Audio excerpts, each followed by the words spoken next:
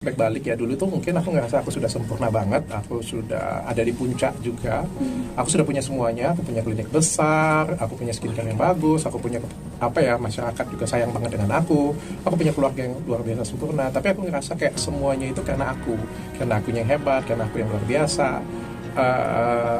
Tapi aku ngerasa kayak ada yang kosong ya, kayak ada aku kehilangan tujuan hidupku. Jadi kalau respon keluarga, yang pertama penolakan ya.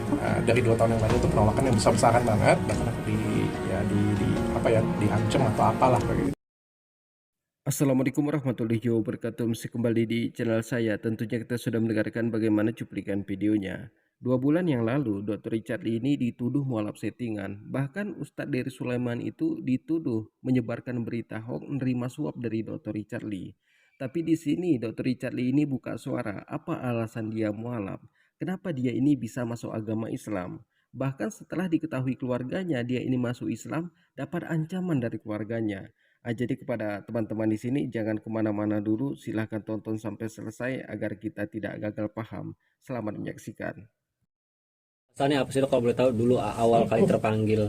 Hidayahnya mungkin ketika waktu untuk masuk apa? Karena kan kita tahu kan dokter mungkin ketika di agama yang lama cukup taat. Enggak juga sih. Apa dok awalnya? Apa dok? Awalnya enggak sih. Sebenarnya aku ngerasa ada kekosongan aja ya. Jadi mungkin kalau aku bisa flashback balik ya, dulu tuh mungkin aku ngerasa aku sudah sempurna banget, aku sudah ada di puncak juga, aku sudah punya semuanya, aku punya klinik besar, aku punya skincare yang bagus, aku punya masyarakat juga sayang banget dengan aku punya keluarga yang luar biasa sempurna. Tapi aku ngerasa kayak semuanya itu karena aku yang hebat, karena aku yang luar biasa.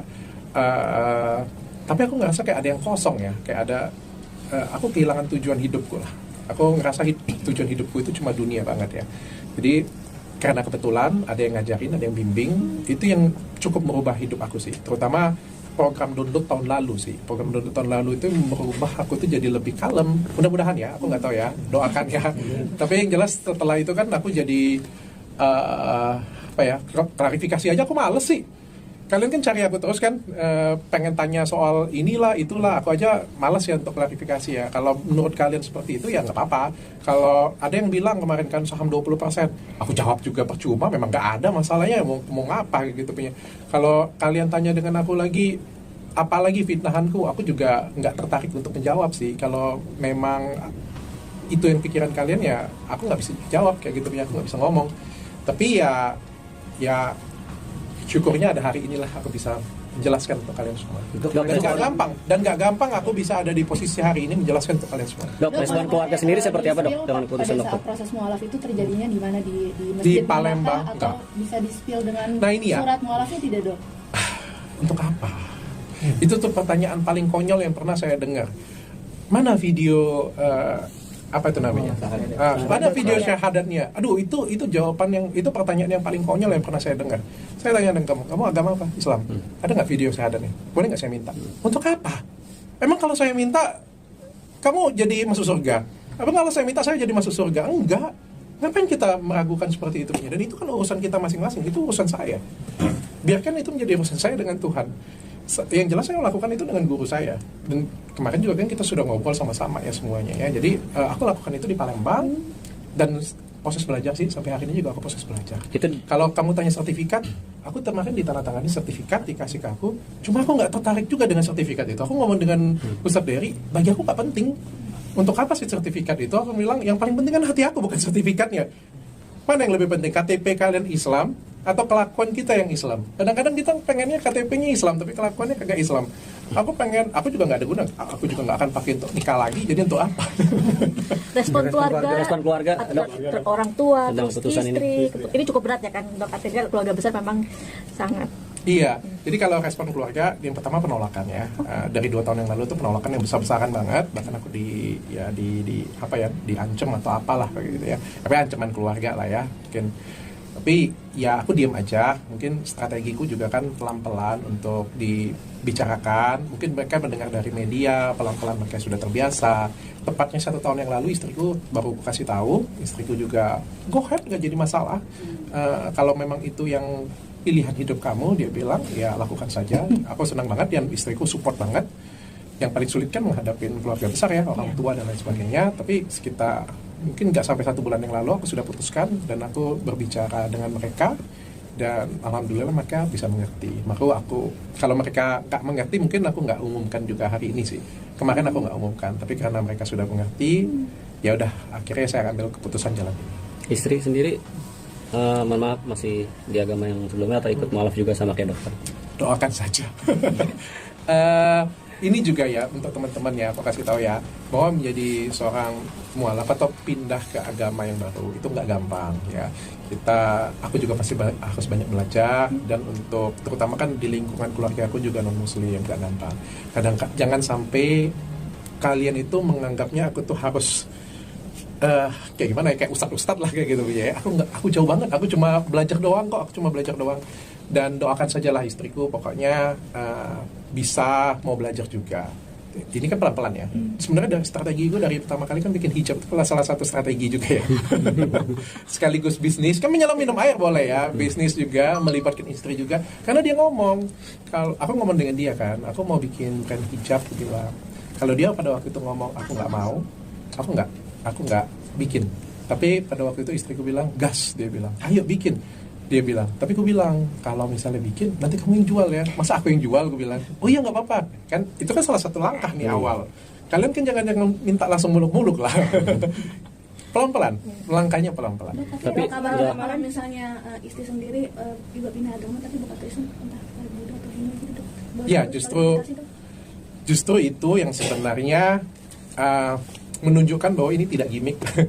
Ya karena awalnya saya itu adalah Katolik, istri itu adalah Buddha. Istri pindah ke Katolik itu karena menikah dengan saya. Dan ketika saya pindah memeluk agama lain, maka ya menjadi apa ya? Ya berarti kan nggak perlu lagi dong kan dia pindah pada waktu itu pindah ke Katolik kan karena pernikahan. Sehingga dia bilang dia mau apa yang dia percayainya. Saya bilang monggo, nggak ada masalah. Seperti dia membebaskan saya, kepercayaan saya, saya juga membebaskan kepercayaan dia. Asal kita janji sama-sama itu membuat kita menjadi pribadi yang lebih baik. Dia bilang mau kamu mau agama apapun nggak masalah. Yang penting kamu jadi orang yang lebih baik, pribadi yang lebih baik, laki-laki yang lebih baik, suami yang lebih baik, suami yang lebih baik dan pimpinan yang lebih baik. Aku bilang ya siap.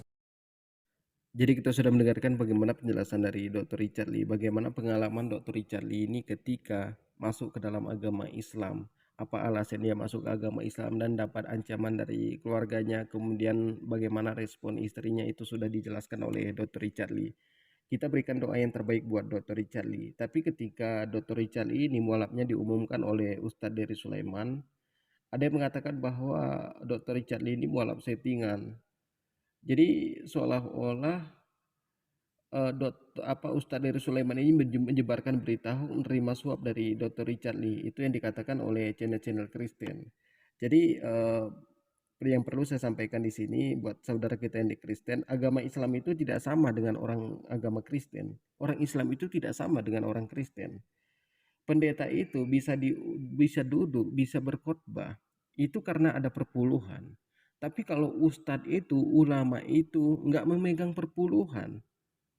Mereka itu nggak mengharapkan uang dari jamaahnya, nggak mengharapkan uang dari masjidnya.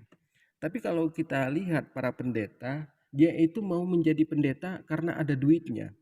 Jadi itu jangan disamakan antara Islam dengan Kristen. Mungkin kalian tuh di Kristen itu para pendetanya karena ada duitnya. Tapi kalau kami para ustadz, ulama, kiai itu bukan karena ada duitnya. Karena memang agama Islam itu untuk di seluruh alam ini. Tapi kalau agama Kristen itu kan hanya untuk Bani Israel. Karena Yesus sendiri mengatakan, aku hanya diutus kepada domba-domba yang tersesat dari kaum Bani Israel. Itu sudah jelas ayatnya. Jadi nggak perlu dikatakan bahwa Ustadz Dery Sulaiman itu menyebarkan berita hoax, kemudian terima suap dari Ustadz Dery Sulaiman. Itu yang perlu kita perhatikan, agama Islam tidak sama dengan agama Kristen. Para ustadz itu tidak sama dengan para pendeta. Para pendeta itu bisa khotbah karena ada perpuluhan. Coba perpuluhannya dicabut. Tidak ada yang mau jadi pendeta. Karena mereka tahu agama Kristen itu bukan agama yang benar. Agama Kristen itu agama yang benar pada masanya, bukan pada masa sekarang ini. Mungkin cukup sekian, semoga bermanfaat. Assalamualaikum warahmatullahi wabarakatuh.